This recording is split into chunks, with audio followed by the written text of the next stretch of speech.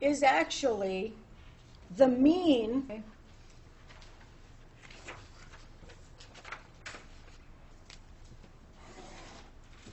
So the first is sum of the x minus the means squared divided by n. All right. If I just take, well, let's put the whole thing. All right. This is the standard deviation. The sum of the x's minus the mean squared divided by n, before I take the square root, this is called the variance. And the sum of the x's minus the mean squared, whoops, before I divide, so just this is called the sum of the squared deviations, and so we call that the sum of squares.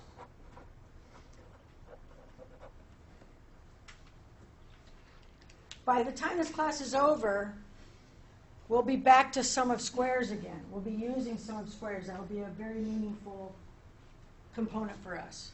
And the reason is because why we're very interested in this sort of sum of squares is because when I have more than one variable,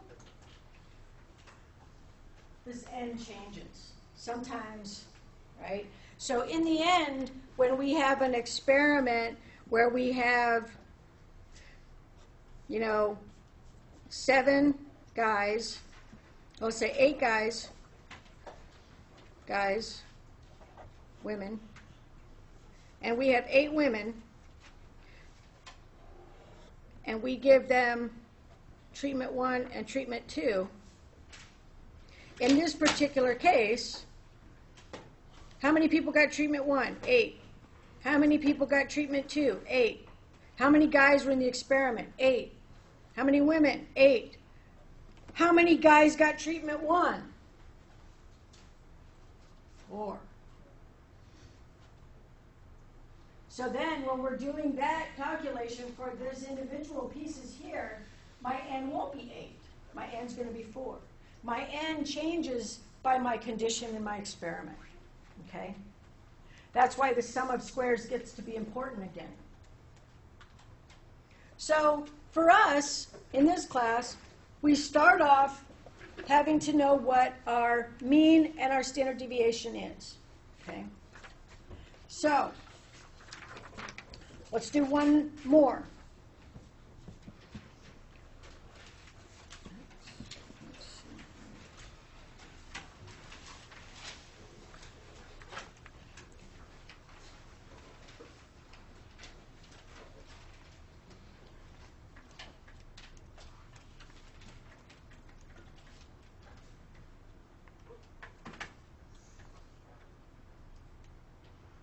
All right. 8, 7, 5, 9, 7, 8, 6. Okay.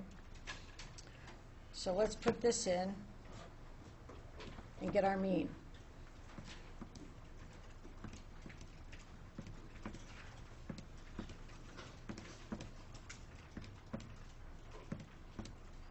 Okay, so my mean is going to be 7.14.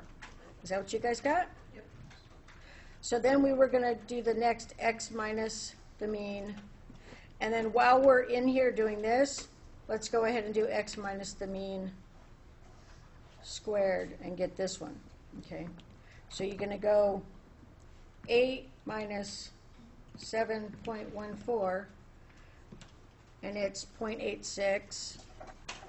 And then go ahead and then you hit the squared button right there, the white button, x squared. And now here's where that rounding thing comes in. So I said let's always go to 2 decimal places. So in this I'm going to put 0.74. Okay. So now I can do that again down here. All right. Let's do 7 now. 7 minus 7.14. is negative 0.14. Square it is 0.019, so 0.02.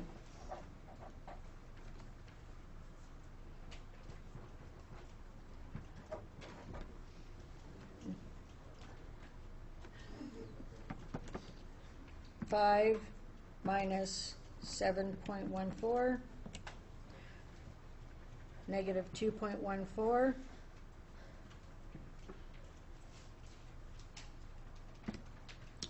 4.5796, so 4.58.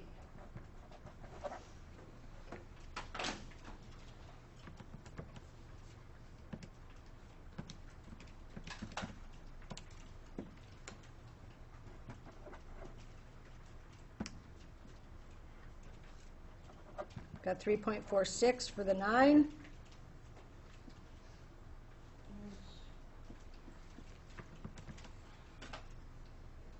Six minus 7.14. When I did 7.14 minus 9, it gave me negative 1.86. Right, negative. No, it's the x minus the mean. Our mean is 7.14. Yeah? I keep getting 7.3 repeating for the mean. I've done like 4 or 5 times. All right, let's do the mean again. 8 plus 7 plus So it's the 5 mean. plus, wait a minute, Janine, 9 plus 7 plus 8 plus 6 plus. So there's 7 numbers, Yeah. and I got 7.1428. Okay, got it. Got it? Yeah. Okay. That's what I Did you guys get 7.14? Okay. So now, anything that's below that is going to have a negative number. So 7 minus the mean, negative 1.4. 5 minus 7.14, negative 2.14. 9 minus 7.4, 9 is higher than 7, positive. 7 again, negative 0.14. 8 is positive, and then 6 will be negative. 6 minus 7.14 equals negative 1.14, and then we square that, and I get 1.3, because it's 1.2996. Okay. All right, how we doing? With me, you guys? All right. So, in theory, because I already know we've rounded. So if we were to add this up, we're probably not going to get exactly 0. It'll be close. So in theory, in mathematical theory, this is always going to equal 0, which is why we square it. So let's go ahead and get our sum of squares.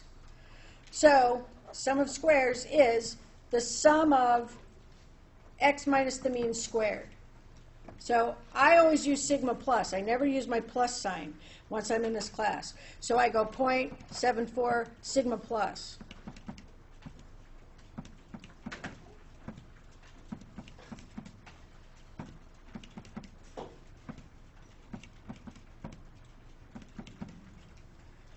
All right, so when I've got my 7 in, then I hit the second key and the sum of the x's, which is the open parentheses, and I got 10.86.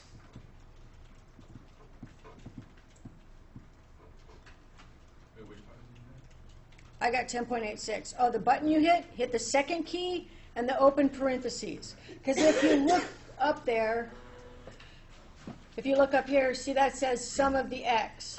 So the green or the bright yellow, whatever color, that's to get those functions, you have to hit the second key. So my sum of my x there is 10.86. Okay, so now I have 10.86. That's my sum of squares. To get my variance, I take my sum of squares and divide by n, which is 7.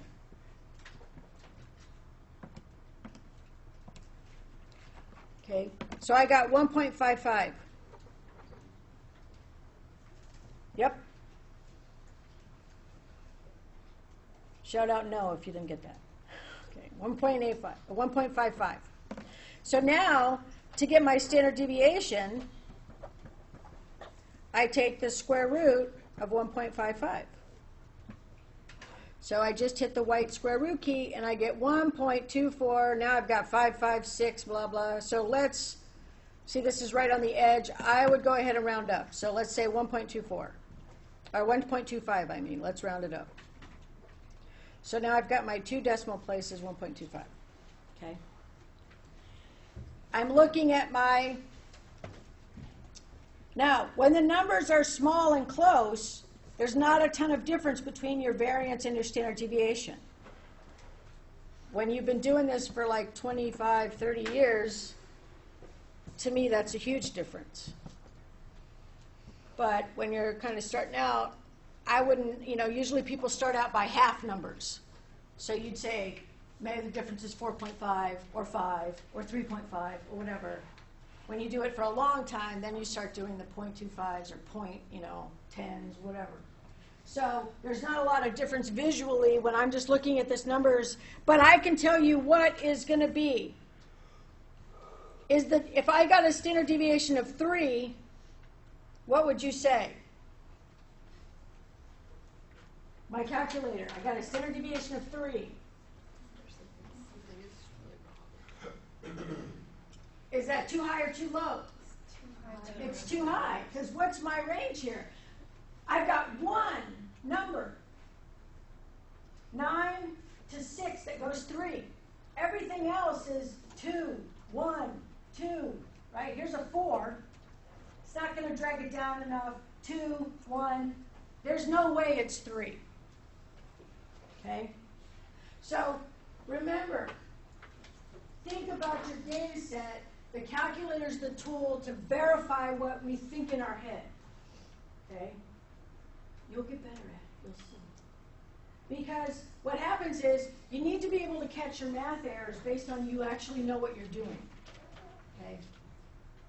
Now, this is a pain in the butt formula. It's a lot to do this formula. I got to get the numbers. Then I have to get their difference from the mean. Then I have to do the squared. Then I have to take the square root back. I'm here all day. And what if I got what if I got 30 numbers? I quit this class. It sucks, right? So in math, arithmetic, we have what's called the definitional formula. The definitional formula says, if I do this formula, then I sort of know what I'm doing. I know that this is the average distance from the mean. Okay? That's what the definitional formula tells me. So the definitional formula is sum of the x minus the mean, quantity squared, divided by n, take the square root, and that is the definitional formula for a standard deviation.